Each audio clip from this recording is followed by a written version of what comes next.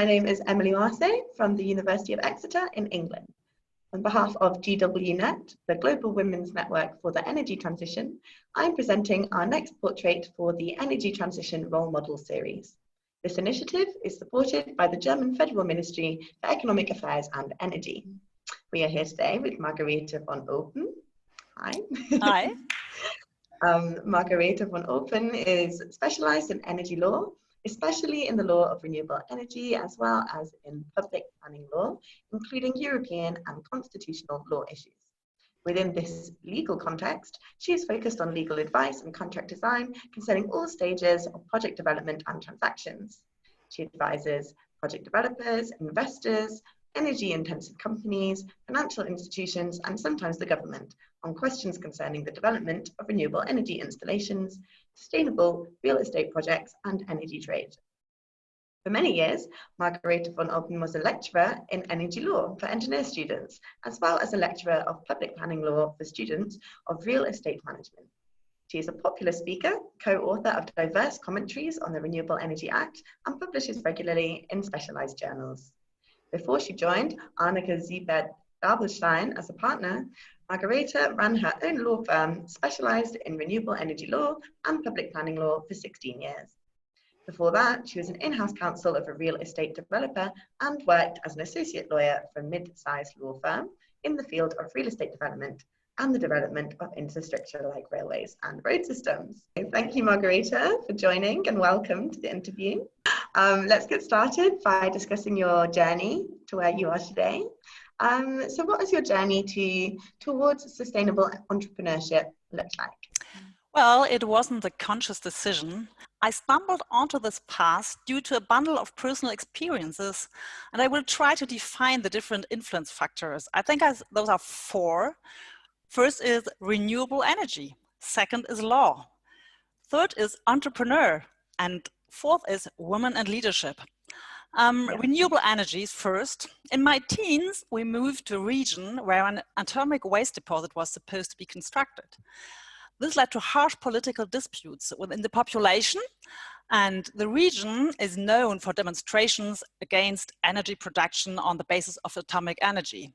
This time was very, very formative to me, and since then I was driven by a curious interest on infrastructure projects. So I followed this interest throughout my studies, and my first professional experiences were also in this field. And the renewable energy specifically came to me when the German Ministry of the Environment launched a tender, and that we won. It was about a website pointing out the legal framework for electricity from renewable energy sources in the European community. And that was my beginning, because I was passionate about that subject and about building that website, and everybody trusted me because I worked for the ministry, that I was very competent and I could go to any conference, and I talked a lot, and so I won my first clients in the renewable energy sector. The second is law. I think law, or the decision to study law, was also kind of, it was more like I didn't study French and history because I really was afraid to be just a nice educated girl and a good housewife, and therefore I studied law. Maybe it was not a very wise motivation, except from public law. I didn't really like the studies. I found it was boring. I found the people peculiar, but I bit me through, and I think it was a good choice, because now I'm a passionate lawyer for renewable energy law. Then entrepreneurship. And well, when I got my daughter, I worked part-time in the mid-sized law firm, and I felt that I lost standing by doing so. And so I came back to the idea of my ex-husband to run our own law firm. Of course, I looked for some companions, because I didn't want to be the supportive maid in the eyes of my clients. And yes, I have to admit that already when I was a very small child, I thought that I had limited options as a woman. And I found that very unfair, because I also wanted to be visible and do important things. And this was always a very strong motor for me to go forward. And the last thing is women and leadership. And this is the most complicated thing, because bring together the feeling to feel whole as being a woman on the one side and being a leader on the other side. In my mindset, it's still hard to integrate the qualities of a woman, of a female identity, and the qualities associated to a leader. And I think this is one of the core challenges to be a good entrepreneur as a woman. Amazing. Well, thank you for that very thorough response.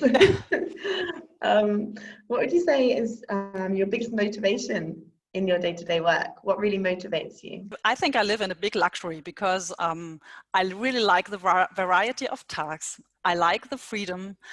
I like the subject I'm working on. I'm very addicted to the people I'm working with. I love to meet new people, and those people are mostly entrepreneurs and they're free thinkers. I really like that. And of course, it's a lot of luck for me that the question of renewable energy is so, well, I'm in the middle of our society. I think it's a very important subject, and that gives me purpose every day. What has been your severest hurdle and your proudest success so far? Okay, my severest hurdle, my uncertainty. Yeah. So it was me, my severest hurdle, and my proudest success. I'm very proud to be there where I am, because the image I had was the one of the poor poet. And the poor poet is a picture of a German painter from the 19th century. And you have a man sitting under a roof. The rain is coming through, and actually that's not how it worked out. Yeah, that's great.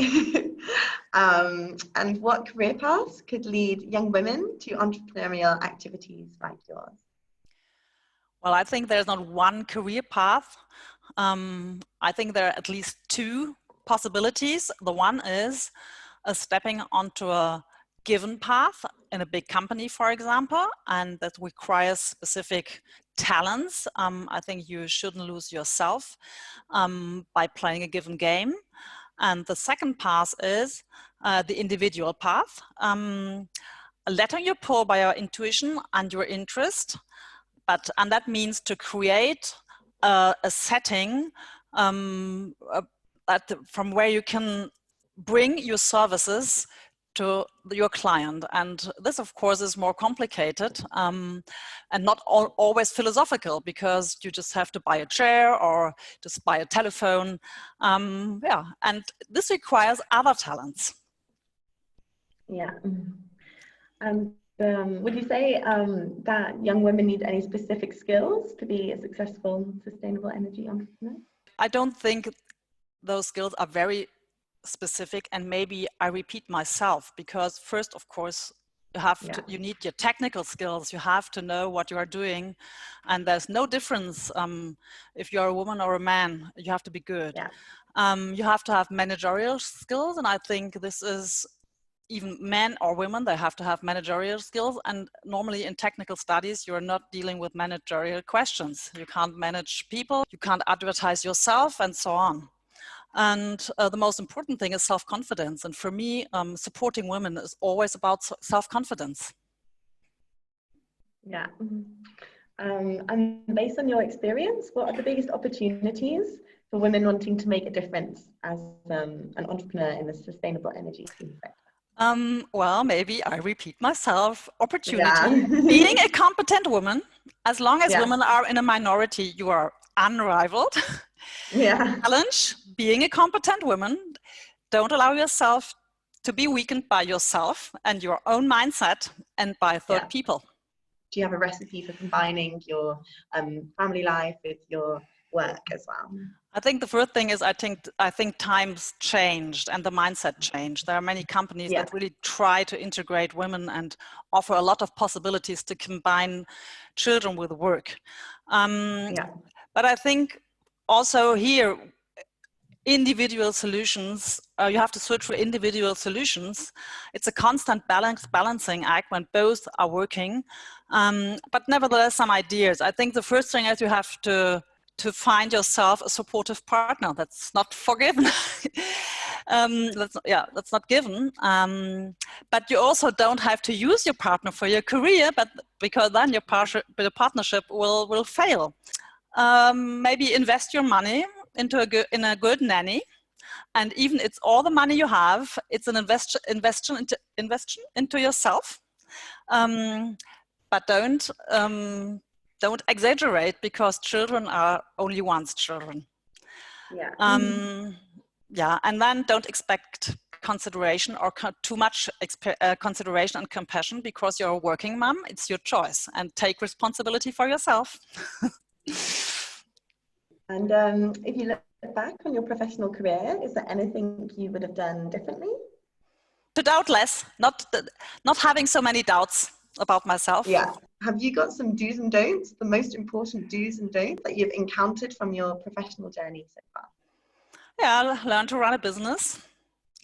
Because it's a little bit of pity that I don't know, in Germany at least, it's no deal to have any courses on managerial skills on the university.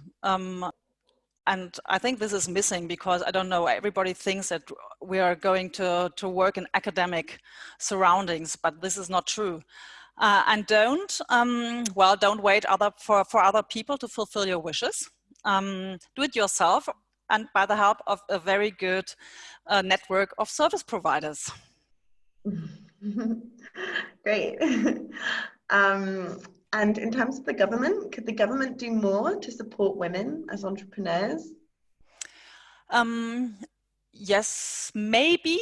Sometimes I'm a little bit skeptical about governmental help, but if it's possible to give help for self-help, that would be great, like funding and coaching, because for me, I think it was very easy to hear. Trust yourself. That is the most important thing if you want to be an entrepreneur. And so finally, what message would you give to the next generation of women aspiring to become entrepreneurs in the sustainable energy sector? Trust yourself. Yeah. nice succinct message there.